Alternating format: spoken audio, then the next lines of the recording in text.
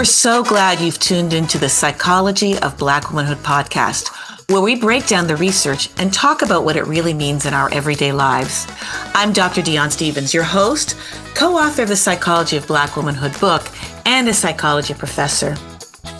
Pregnancy and the year following childbirth are deeply transformative periods in a woman's life. While maternal health is vital for all women, Black women in particular face unique challenges. Supporting Black women with comprehensive, culturally competent care during pregnancy, postpartum, and the first year after birth is critical, as it strengthens not only women but their families, community, and future generations. Unfortunately, we're less likely to receive mental or physical diagnoses or adequate care during this period. And cultural stigmas, mistrust of medical systems, and underrepresentation in healthcare further widens the gap in our support and understanding. This episode features Linnea Richardson, a mama, a healer, psychologist, educator, author, and maternal health activist. Her work is rooted in decolonizing therapy and educating through a mothering praxis that centers care and aims to uplift the voices of those who have been historically marginalized and silenced. Dr. Richardson is currently a professor of counseling at McDaniel College and the owner of Melanated Women's Therapy, where she provides therapy and support to Black women and mothers addressing issues at the intersection of race, gender, and mothering.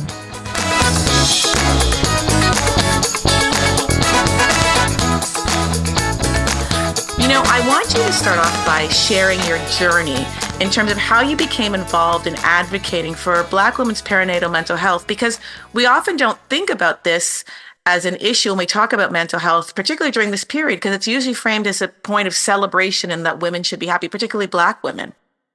That is a great question. And my journey was becoming a mother. I had a pretty easy pregnancy. I always share that story. So I did have that exciting experience. It was great. It was my first pregnancy. I wanted to get pregnant. I was married. So it was a planned pregnancy. So all the things you could think of. However, when it was time to give birth, it was very difficult. It wasn't what was expected. I ended up having, I guess it would be on the cusp of an emergency C-section. Mm-hmm. And I wasn't really prepared for those type of challenges because I think the pregnancy was also straightforward. So it wasn't anything that I could prepare for. So once I went through that journey and had that experience, I started connecting with communities and finding other mothers, other mental health professionals. And I learned that perinatal mental health was a specialty. So prior to that, I didn't even know that there was a certification in perinatal mental health. I didn't even know there was a certification. So perinatal mental health would be therapists who focus on essentially women or birthing people who have children. So again, that pregnancy period, the period postpartum. So typically when you hear postpartum, they're talking about like that first year of between birth and the child. But also there are like infertility, reproductive challenges. So family planning, that could be perinatal mental health too, because you can have individuals who might be having challenges getting pregnant. So you really see a wide spectrum in the perinatal mental health. So that really is what our focus is. And I know that maybe in popular culture, the focus is often on like postpartum. We think about postpartum depression or postpartum anxiety. Yeah. Or even psychosis, right? Like the more intense or extreme versions of that. But often my clients would be everyday people who are trying to balance becoming a mom, a new mom, having a new identity as a parent, and working or finding ways to build or reconnect with their partner after having a child. So you have that kind of navigating this new, I would say, identity. So for Black women, when you think about this, what brings them to coming to get this? Because it's one thing to know that you're, like you said, you're juggling all these issues, but to actually think about getting a therapist, that's not something you talk about. How are women coming to you at this stage? I think that is a interesting question, because I ask the same question all the time, like, how did you find me? And it typically is, my clients are usually the ones who have tried everything. So they have their family support, they are going to the doctor, they are working, and they're finding that they're still not adjusting. They're still struggling. They're still finding it difficult to, again, adjust to this new phase. And so oftentimes they say they'll just kind of look online. They'll look for therapists.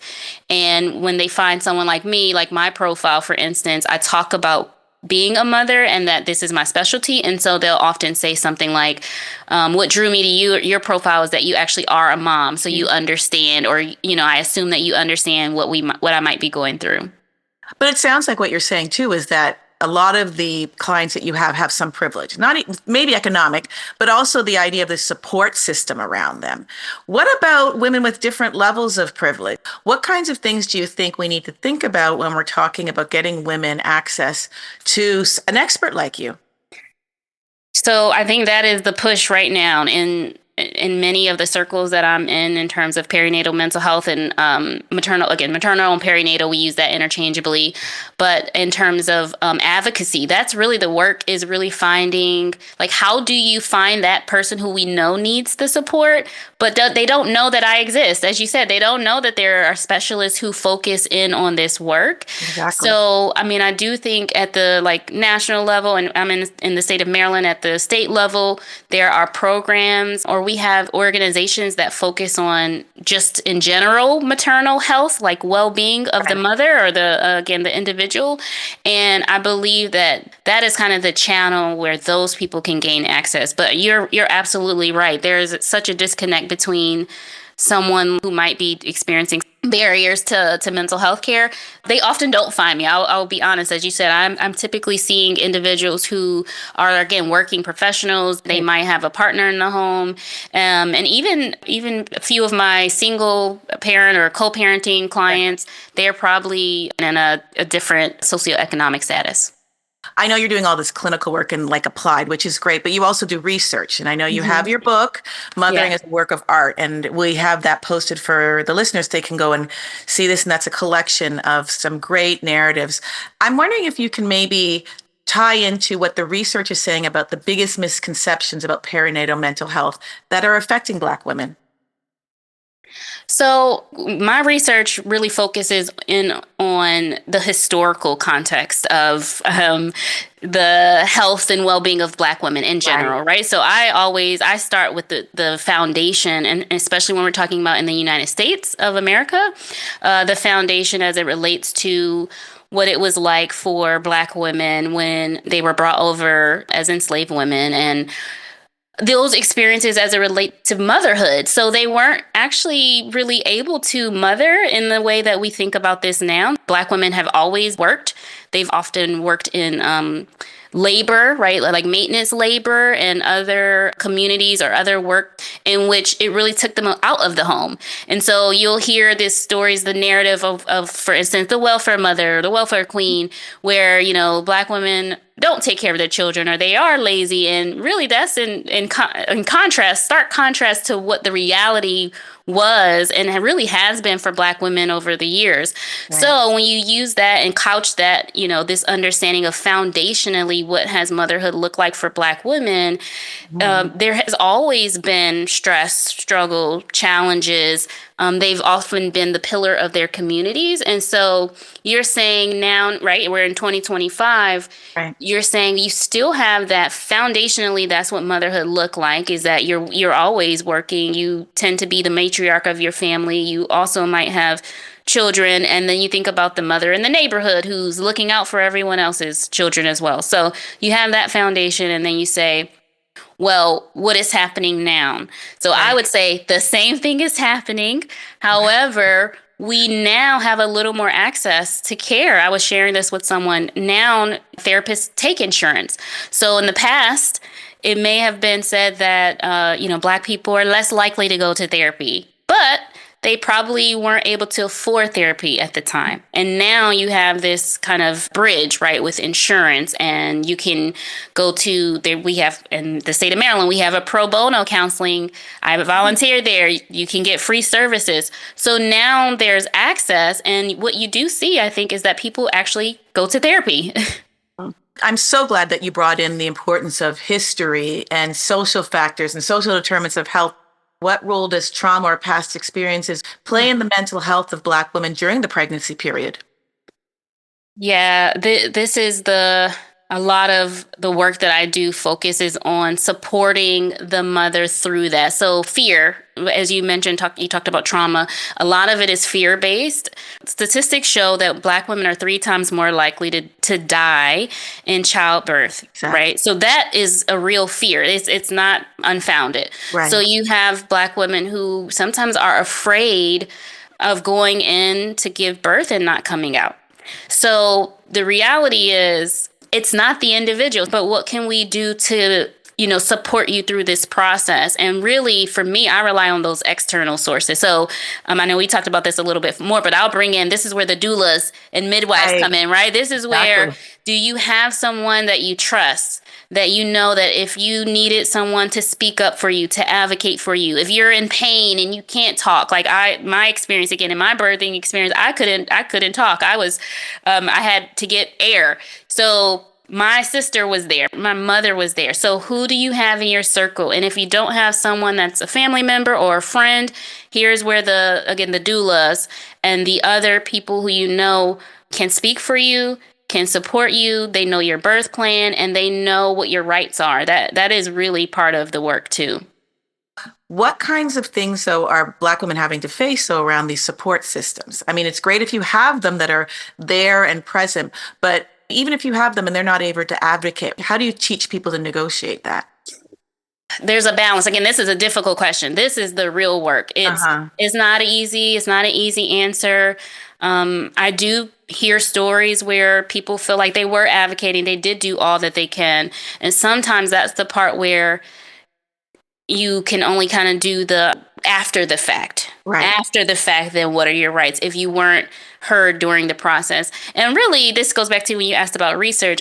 Women in general are not listened to as much when you're thinking about in the medical field. So if you're at the doctor's office in general, right, there's this understanding that women are less likely to be heard or listened to. So then you add pregnancy. So pregnant women, right? So now it's, oh, you have a pain in your side, you're pregnant. So don't worry about that. So you'll hear those stories too. So the only thing we can do is continue to say, keep fighting, keep advocating. If you told your doctor and they're not listening, you can leave that doctor and you can ask for another doctor, right? You can ask them to put this on my record that I requested this scan and the doctor refused. And I know this is my right. And so we'll talk about ways that you can advocate in the moment. And again, sometimes even again after the fact. Unfortunately, sometimes there isn't anything that you can do. So the best that we can do is teach them and provide the education. But again, giving them the best case scenario. Here's the worst case scenario. What are some of the things that you look for as a therapist and a researcher when you have a client coming to you? How do you identify what they need in terms of mental health related to their pregnancy? So it's interesting that at the intake, at the very start, we'll ask a question like, are you married? Do you have children? Sometimes. But I realized there were times where I didn't ask that question in the past, where I never thought about, do you have any children? So sometimes it's at the very start, do you have any children? And then how many live children do you have, right? Like just those nuances. So some people don't catch that piece of, well, is this your only pregnancy? Because some people will have multiple pregnancies, but maybe only, not as many live births. So you have that experience. So when you're asking questions around that, you can ask questions like that really just hone in on the actual physical parts of it. And then there are questions around how are you adjusting? How's your schedule? Do you have support? And when you start asking those questions, you can sift it out. And I'm saying it because it feels easy for me now, but I can imagine for some people, again, it doesn't even dawn on you those questions around that, because as you said, especially those early weeks, months are supposed to be the happiest times, of your life. And some people who don't feel happy like that, they feel, as you mentioned, that individual responsibility, like something is wrong with me if I'm not connecting with my baby, or something is wrong with me. I'm supposed to be happy. So you'll find that they're not really divulging or not sharing with their family and friends what's really happening. So as a layperson, someone like me who doesn't have your expertise, how Hmm. can I kind of look and see this person's struggling at this point? So, yeah, that's a good question. Some of it would be time, right? So we know that there are the baby blues, right? Those first early weeks. That's normal. The person is adjusting. They're not getting much sleep. They're not eating properly. If they're nursing, their energy is low. But when you start to see that, okay, it's been a couple of months now, and you're still having the same challenges you were having in those early days, I think those are the early sign or the signs to look out for. Also, things like, again, things we don't always think about, but I would even start to say even appearance, like months down the line. Again, the hair disheveled. I had those moments in the early Right. days, but when you're now coming to, it's been months now, you're still not taking care of yourself physically. Exactly. The house is not being kept up as it was. Sometimes that piece of where they're not really connecting to the baby, that those are some of those signs that I think are key that you can probably pick up on more than the internal. Again, the internal one for the layperson, Right. it would be being a little intuitive, like knowing the person and knowing, hey, Right. you're not like you normally are. Something might be going on, and being able to ask, how's it going with the baby? Are there cultural messages in the Black community that you think might make it difficult for a Black woman to reach out for this? Absolutely. You got to pick yourself up by the bootstraps and keep on moving. I did it. We did it. Right. I hear that often, and I joke with my clients all the time. So we have that. We have a go at what are some of the sayings that you hear Mhm. from your family. From sometimes it's from your mom, your own mom. Sometimes it's from the friend who has 5 kids, and it's like, girl, Right. I got 5 of those. Right. So this is that balance, right? Right. Culturally, there's this big, we're resilient and we have grit and we can. Superwoman. Yes, the super mom, you can do Right. anything. That's where I was saying that individual piece where it's like, well, something must be wrong with me because my sister has 5 kids and I just have the one.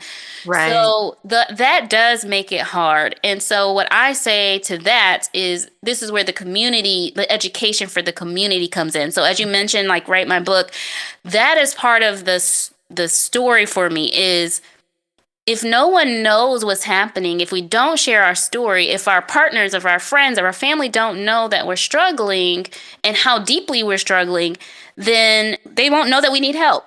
Hmm. They'll have that same mentality, right? Like, we can do it. We've been through so much. And it's like, yeah, we've been through a lot, but some things you just need help with. And I'm big on it's okay to ask for help, right? Right. No one knows everything, no one can do Right. everything.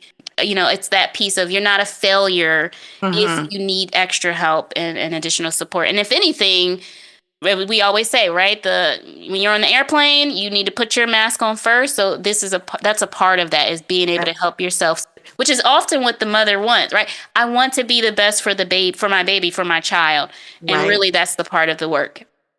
So you have your book and you do your individual therapy. Hmm. But what else could we be doing to educate mothers or reach out to the community to let people know that it's important to recognize signs when mothers are struggling? Yeah, that's a great question. Again, I'm naturally in this because of the work that I do, but I also volunteer. As I shared, I volunteer. So I am on a committee in the state of Maryland where we look at maternal mortality rates. So we're looking at what's happening. And so those reports go out to the larger community. So for me, it's getting involved with like any maternal or perinatal related women's health, mother and women, baby and children. All of those. When you look into your state or your city, where are those foundations? What are the organizations that support women? So even things that we don't often think about, I guess, also like trauma and abuse centers, right? Like those centers are going to have those types of supports. And then online, everything, everything is online nowadays. Right. So you can find so much information online, like how can I get involved? So they have things like Black Mamas Matter Alliance, Yeah. so when you were saying about the certification for perinatal mental health, that's Postpartum Support International. And you do not actually have to be in mental health or in the medical field. They have, like you said, the everyday layperson. You can become a community member and support in that way. So that's a big, big one. So, looking at your work, you have your book, you're doing the therapy, research, volunteering. What is your hope in the long term for Black women when it comes to perinatal mental health?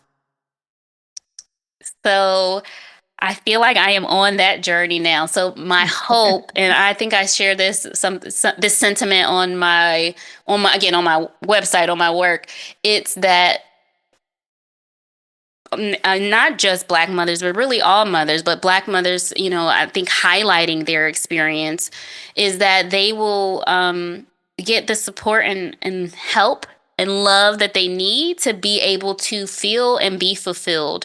So I do think that there is a kind of narrative that just be happy, be okay with what you have. Like there's this piece of like you shouldn't strive for more. Exactly. Just be content. And I think that that's a great mindset, right? Being content, but it's okay to want more. It's okay to want happiness, and it's okay to strive for that. And so for me, it's that we'll be fulfilled in the things that we do. And I'm saying we, because I feel like I count myself in that. And that we'll have like I said, that love and support that we need from the community and from the larger, right, society, just because of, as I mentioned before, that historical context that we've been in, where I think we haven't always been appreciated and valued in that way.